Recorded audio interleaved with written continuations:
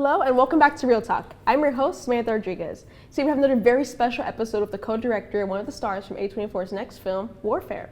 Good morning, guys. It's great to meet you. Nice to meet you. Hi, awesome. So definitely one of the things that the film already screams me from the beginning is that this is based purely on memories, of course, as your time as a U.S. Navy SEAL. And of course, at the end, we see it's dedicated to Elliot, one of the people who were part of it, who was played by Cosmo, of course. Mm-hmm. How was the experience getting your fellow soldiers to want to contribute to the film? Were they always eager towards it, or maybe they didn't really want to dig too much into the past? No, I wouldn't say eager, but we're very team-oriented people. We're all like-minded in that sense. It's been a very long time. It's been 20 years. Elliot is still very much in our lives. And so, over the years, I've expressed that I wanted to tell this story. So when I mentioned it, a lot of them are out of the military now, have their own lives outside of active duty service. But when I mentioned it, they all knew it was important, not only for me, but for Elliot. They were all super supportive and just were there for anything I needed. Yeah. What were one of the biggest processes that you guys would have came together to really, of course, piece all of your memories together and make it into a compelling, poignant narrative?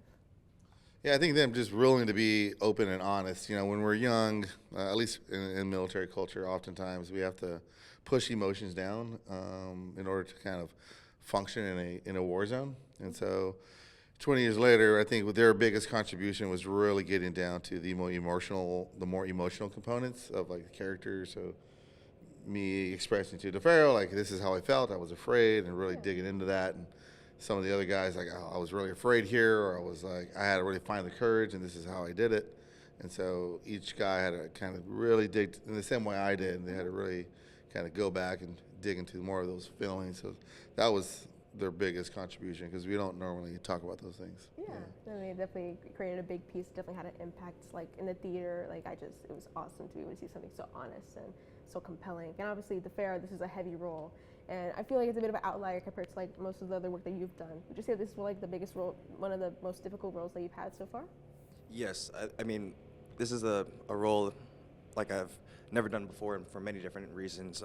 Yes, very exhausting, very long hours. The physical aspect was definitely new for me. The pressure having, playing Ray, him being behind the camera, this is such a personal story to him, such a traumatic experience. That pressure of getting it right. I was very lucky enough to have Ray there because a lot of the other actors, some may have not met their guy in person before, maybe just over Zoom, or sometimes they would pop up on set. But I was lucky enough to have him every single day. So my mission in getting this right was a lot easier compared to others, because I can just ask him after every take if I did it right. Yeah. Why did you decide to go ahead and tackle this role? Pardon me? Why did you decide to tackle this role, even though it was something a little different from what you're used to? Well, I'm up for the challenge. Yeah. I remember when we had breakfast together, me, Ray, and Alex.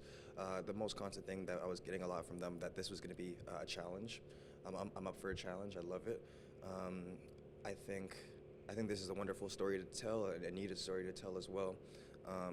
And I've just been proud ever since I read the script to be a part of it. Yeah, absolutely.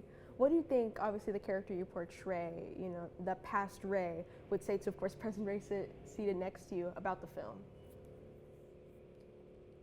That's deep.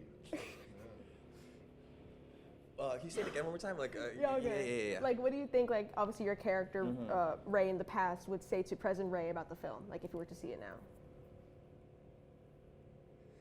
In all honesty, I feel like he could answer that, but sure, I'll answer it for him. Sure, I feel like he would say, "Great job, Ray. You did an amazing job. Yeah. You casted an amazing guy to play you, just as sexy as I was at that age." Absolutely. So that's what I think Ray would say.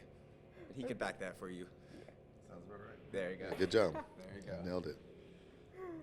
Thank you. I mean, yeah, it's such an incredible film. I think definitely one of the things that really jumped out to me was, of course, the intro. You watch the trailer and you think you're going to come into this tragic story, and definitely does go into that. But then you're met with this music video, and then you see one of the most joyous parts of the film, you and all the fellow soldiers, watching the music video. Why was it important to start the film like that? Yeah, because that really happened. And so we would, this is 2006, so everything was analog. Yeah.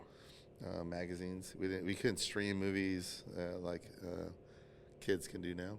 And so Yeah, there's a lot of videos that go around. When you're in that area, there's not a lot of things you can do to entertain yourself besides like work out, maybe play football.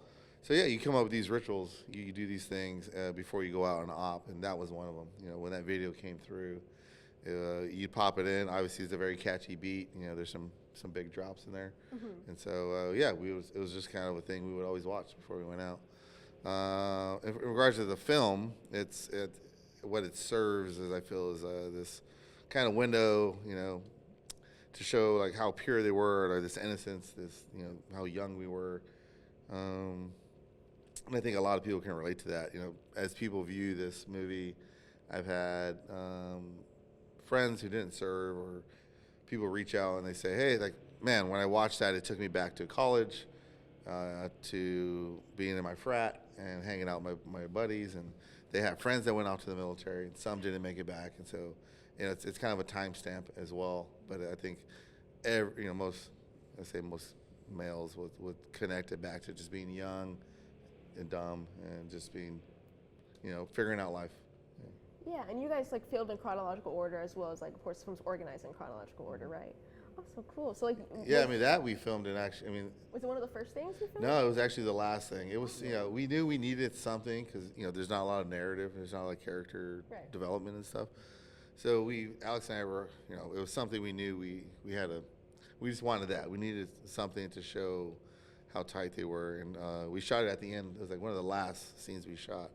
And I think at that point, a lot of the camaraderie, the brotherhood, what they know about each other, I think it was a kind of good way to just bookend it.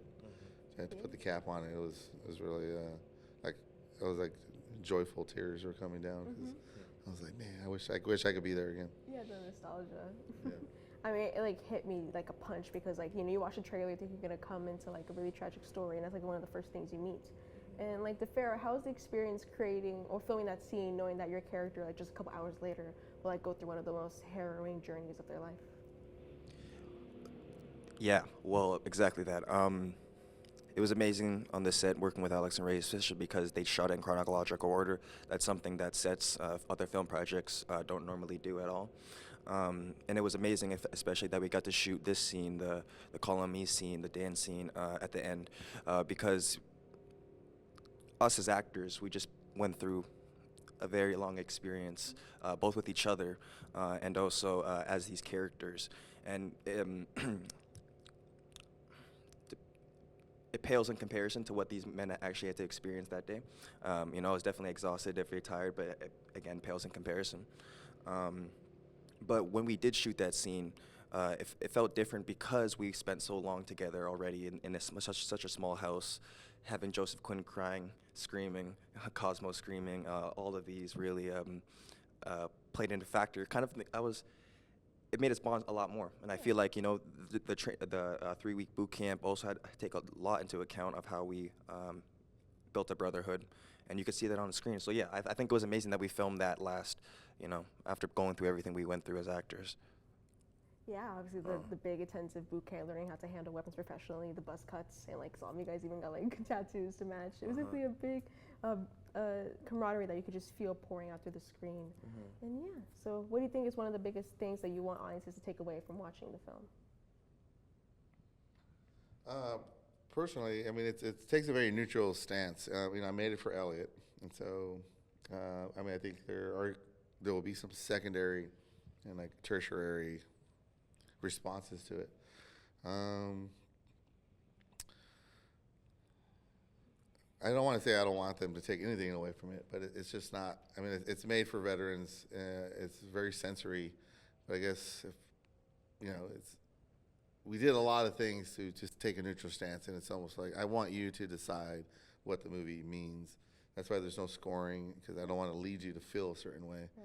And so it's just an event that took place, and I want people to understand what war really looks like. So I guess that's probably the answer, what I want them to take away, but the message is really just, this is an event. This is what real war looks like. Doesn't end with music, doesn't end with bagpipes, and sometimes it does, but you're usually being buried in the ground when that happens. And so yeah, it's just a real, and a lot, if it's a conversation starter to ask questions.